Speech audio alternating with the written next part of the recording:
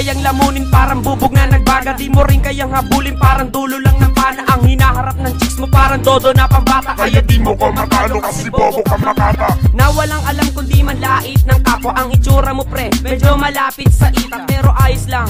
Tila di ka pa naligo, mataba ang aking utak kahit katawang palito. Kaya kung bibilangin mo pre ang nakasulat sa kwaderno, para ka nagbilang ng buhangin sa disyerto. Gagaguin mo ako pati ang aking kaibigan, para ka na rin nagukay na sarili mo libingan. Kaya kung magsusulat ka pre, payo ko wag kang mandamay. Wag magbanggit ng pangalan kung ayaw mo magkalatay. At wag ka munang bumangga sa malakas na at sanay. Siguraduhin mo taob na pre bago mo itaas ang kamay. Sa pagpunta mo sa impyerno ako ang iyong tulay. Isasabit ka sa puno, kakatayin ng buhay. Puputulan ko ng ulo, papakain ko sa tigre. Itatapon ng dugo at ang kabaong nyo ay libre. Yan ang una mong parusa hanggang ikay magdusa. Para ka lang isang totoy na lumaban sa yakuza. Para di na matularan ng pakpak ng iyong bibig. Bariling kaya kita sabay saksak sa iyong leeg. Di kita patutahimik, hindi ka makakalabas ng bahay. Sadyang gano'n talaga malagay, matupunuin kita ng lakay. Sa bawat ampas wala kaligtas sa mga perpekto. Kung bumiglas magtago-tago ka na pre kapag ginamitan kita ng lahas. Kaya wag ka na magbalak tumapat lalo na sa bomba ng kamatayan. Saka mo na lang gawin yan kapag gusto mo na mapaglamayan. Magko-compose ka ng kanta na ang tunog parang gay sound. Wag mo nang ituloy yan pre, mapapahiya ka lang sa K-Town.